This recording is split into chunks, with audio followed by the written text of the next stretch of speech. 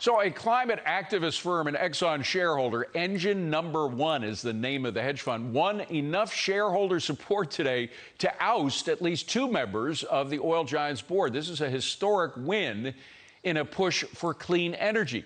Engine Number One, the name of this hedge fund, owns just a 0.02% stake in Exxon. It's about $5 million worth and has been targeting the company since December over its climate strategy. Joining us now to discuss is Sandra Smith, who was once involved with hedge funds herself, from America Reports, the host of that wonderful show on which she's kind enough to invite me from time to time. We'll see you tomorrow, right? I'll be there tomorrow, yeah.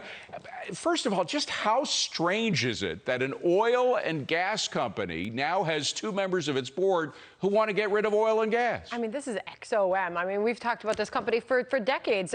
And you look at the push away from oil for the oil companies themselves, and it is a fascinating move, a big blow to Exxon management, who aggressively campaigned against this. But in this, the activist investment group says that this is to address climate change as their goal, and they want more disciplined oil investments. One trader I got on the phone when I was prepping to come on with you tonight said, just watch, this is, we're looking at the potential. We need oil still. So if we're going to move so aggressively away from oil, when we've got energy prices that are skyrocketing right now, you've got inflation rearing its ugly head.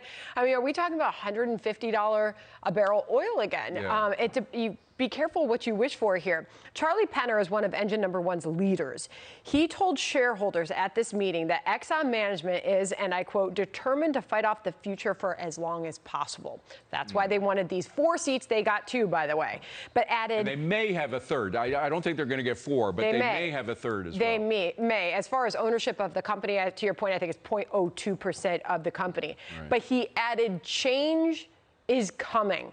The problem is when you reach out to the investment community, people who watch this stock aggressively, as that Engine Number One presents these grandiose plans to come in and see change happen, but they don't quite know, as we've seen so often with green energy, know how to make it happen, David, and that causes mass chaos inside of a firm. Well, the point is it not? I mean, I don't know what their ulterior motives are, but I assume as a green energy advocate that they want to get rid of oil and gas from one of our leading oil and gas companies.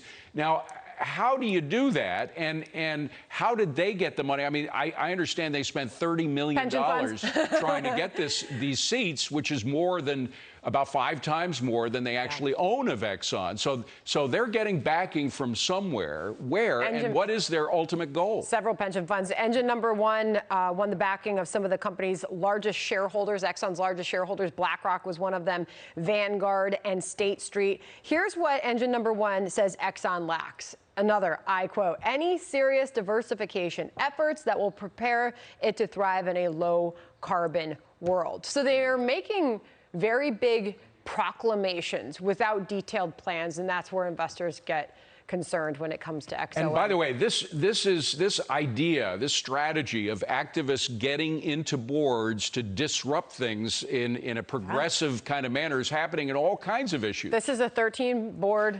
13 members on the board. So this is 2 spots, as you mentioned. They wanted 4, could get 3. As far as the stock is concerned, I was able to reach out to a few analysts, getting their thoughts on the change.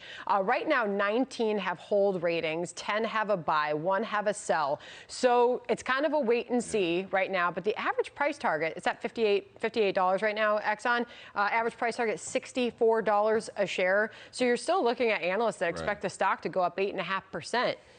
Well, they lost a lot of money last year for obvious reasons because of the pandemic, billions and billions of dollars. So they're in a vulnerable position. Before you go, I do want to switch to Amazon for a second because they just bought MGM Studios for, what is it, $8.45 billion.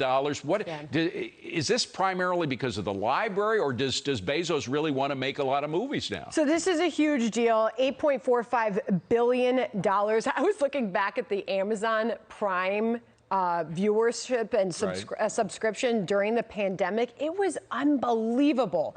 I don't know. Do you use Amazon Prime? Of course. I mean, this is really a stunning change, though. This is Jeff Bezos' largest acquisition since Whole Foods. That was $13.7 billion back in 2017.